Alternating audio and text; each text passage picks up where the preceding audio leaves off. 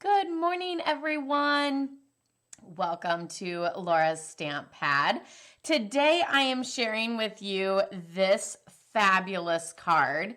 How amazing is that? I really wish you could touch and feel this card because this designer series paper is flocked. I think that's the right word for it.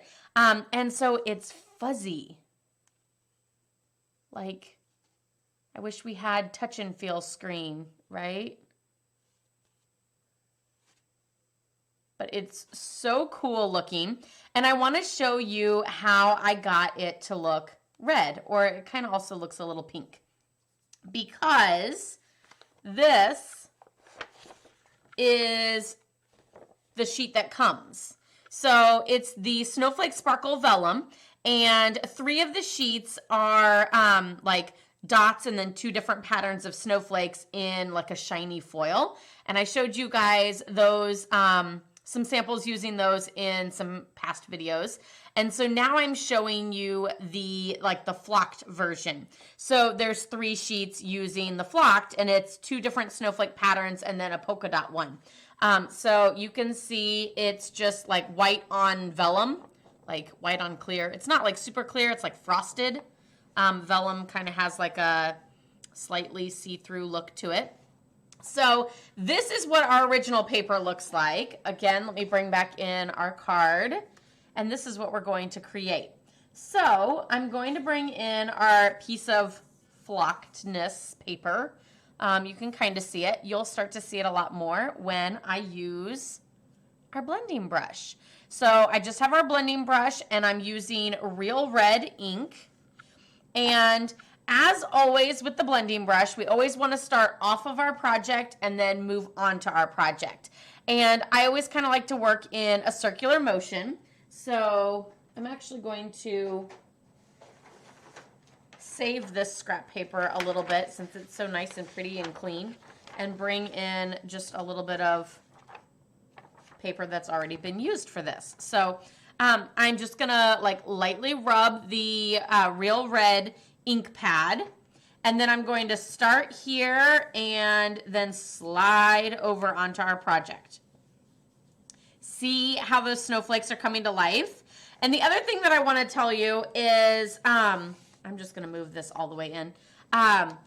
You don't have to stay just on the snowflakes. You can go over the vellum as well. So, whoop, I kind of started on it a little bit, and that got scary. And you can do as much or as little ink as you want. You know, you can make them, you know, like light pink, light red, or you can just keep adding ink and keep getting a darker and darker red as you go along. And I don't really feel like there's like a way to mess this up. I mean, I feel like there's a way to mess up just about anything. But don't panic. Like I said, you don't have to like just stay on the snowflake, and you also don't have to worry about, you know, one looking darker or lighter than the other and having them all look perfect, because like there's different shades and stuff to it already. I will also say that once you add it to the red background, it also changes the look of it. So if you're like, that doesn't look like yours, when you add it to the red, it makes it look darker. So super cute. One of the other things that I want to share with you is sometimes there's like a perfect snowflake like right here, and that's where I'm actually going to put my greeting. So you might want to then like turn it over and do it like that to hide or change or make one of the snowflakes look different than the other.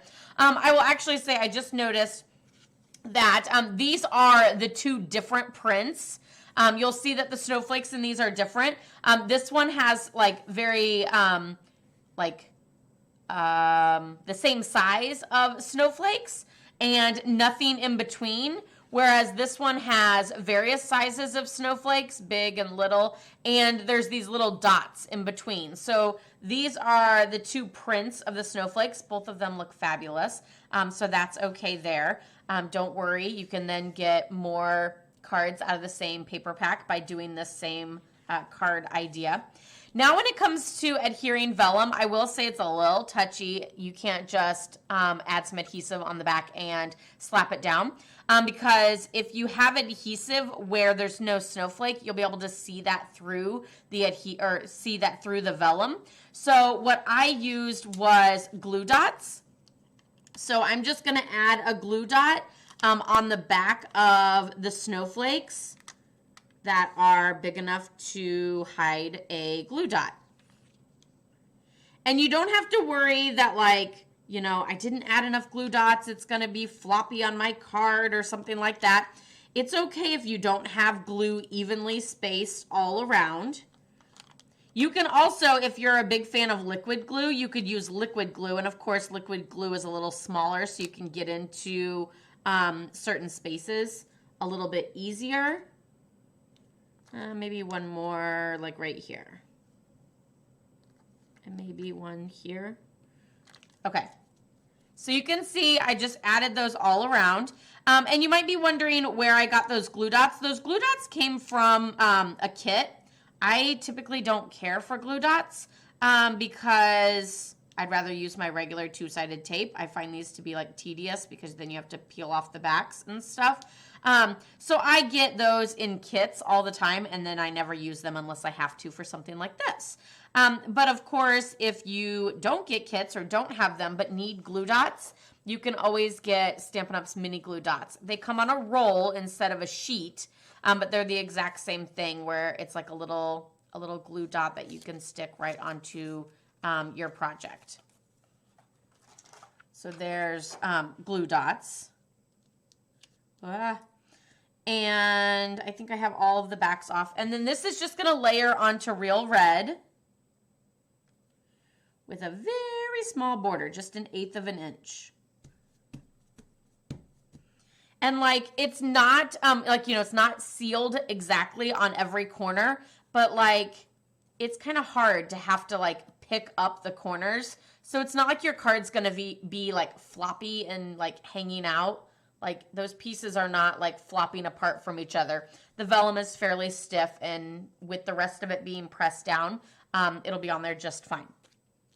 So now I'm going to add this to a basic white card front. And I used thick basic white. I like to use thick basic white whenever I'm dealing with card bases, just to have that little bit of like a stronger feel and everything. Have you guys ever used thick basic white or basic vanilla? I feel like I was like the last one to do it. I was like, I don't even know why people are using this. And then I started using it for my card bases. And I've also used it for a couple like die cuts that are kind of intricate that I wanted a little bit of like a thicker cardstock. So I have used it for that too. But I'm like, this is the coolest stuff. Are you guys using this? Yes, Laura, you're the last one to start using it. So just thought I would share. Maybe you're the last one to use it. Okay, and then I used one of the greeting labels from the Brightest Glow. So I used the stamp set from, or the Brightest Glow stamp set as well. I used Merry Christmas here. I just love that font. It's just so beautiful. And so I used that. And then on the inside, you could always use, you know, one of the other greetings. Where did my label go? Oh, here it is. So I've already die cut that. Just a little tap, tap, tap in the ink. Stamp it down. And then we're going to do a little tap, tap, tap in the ink. Stamp it on the inside. That's a little crooked. That's okay, so am I.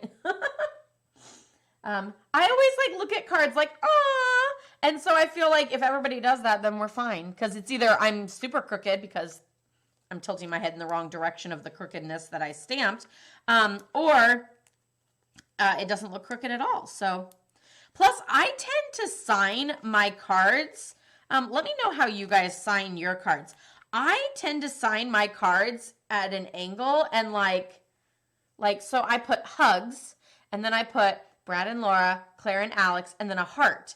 And I don't know why I put the heart, but it like just fits in the corner of the card so perfectly. And like, I don't know, I feel like it's like my thing now. And so I can't not put a heart there because like sometimes I'm like, Laura, you don't need to put a heart. And then it just feels wrong. Like I forgot something, a child or something. I didn't forget a child's name. I got all those in there. But yeah, it just feels weird. So like, you know, I would sign like hugs, Brad and Laura, Claire and Alex, heart. It just fits. Like it has to go there. I don't know why. So yeah, let me know. Do you sign like straight across in the middle? Do you sign off to the side? Do you like, how do you sign? And I have another big question. Are you a blue or a black pen user? I used to always use blue. Like blue, I hate black. I didn't like black. I always used blue. And part of that is because when I was working at a bank in high school, then we were always told to use blue because blue, you can tell if it's been photocopied. And so I've always used blue because of that. And just I've always used blue. But my last couple packs of pens I've gotten in black because I like a really like fat tip pen, like the fatter the better. So I use 10. You know how it's like 05, 07, and then there's an actual one that's bigger than that, and it's 10, and it's the greatest thing ever. It's like writing with butter. Brad said it's like writing with like a giant thick marker. He's like, how do you use that? But he's left-handed, and I use a gel pen so it smears because it doesn't dry because it's real fat, thick ink. But oh, I love it. Like I'm the one that like writes really hard because I want that like big look. And I'll be honest, now that I've used a 10, when I use a 0.5 or 0.5 or 05 or whatever it is, I'm like, I'm gonna like rip a hole because I'm pressing too hard to try to get like a fat look on it. But anyway, that's just me and my craziness with liking pens. So yeah, let me know. Black or blue ink is your favorite. I'll go with both now, but I've always been a blue fan. So then to finish this off, I added a little bit of bling to the center of my snowflakes. I used the Festive Pearls. So you could always use red, but they probably wouldn't show up very well. Green, and then there's also gold and silver. So this one I actually used silver. So I actually just think I'm going to use gold on this one because I'm going to be a rebel. And I don't know where my take your pick tool is. Oh, there it is. Perfect. So I'm just going to add a little gold pearl to the center of all the snowflakes. Now, one of the things I will say is some of these prints, there's like 2 or 3 snowflakes. So if you find that there's like not enough and you want a little bit more bling, you can always add a little bit of bling just randomly around or like around your greeting or something like that. This one has 1,000,001 snowflakes showing. So I use, let's see, 1, 2, 3, 4, 5, 6, 7. This one I used 1, 2, 3, 4, 5. I almost put one there, but I felt like it was too close to the edge. But then I also feel like it looks a little naked. So yeah, I don't know. What are you going to do? Which one do you guys like better? The gold or the silver? So I'm pretty biased and I'm a silver girl. But I really think I still like silver in this one too. I don't know. I feel like it's like shinier and this one's like more dull looking. I mean, they're both shiny because the gold and silver are both shiny pearls. But I just feel like this one like blings more. But yeah, let me know which one you like better. And I hope you guys enjoyed this little tutorial showcasing vellum and how to apply that onto your card without having your adhesive show. Like I said, you could always use liquid glue. Like I know some of you guys super love green lid glue. Liquid glue. Liquid glue scares me, so it's just not something I use very often. But do what makes you happy. So for all my liquid glue lovers out there, you could always use liquid glue rather than the glue dots for this card. I hope this inspired you to try out the Snowflake Sparkle Designer Series paper. I'll leave a link down below so that you guys can see that in the description, both on Facebook and on YouTube, so you can get some of this fabulous paper. And I hope this also inspired you for some of your holiday cards, because the season is upon us, and it's scaring me because I don't know that I'm ready. But anyway, I hope you guys all have a wonderful day.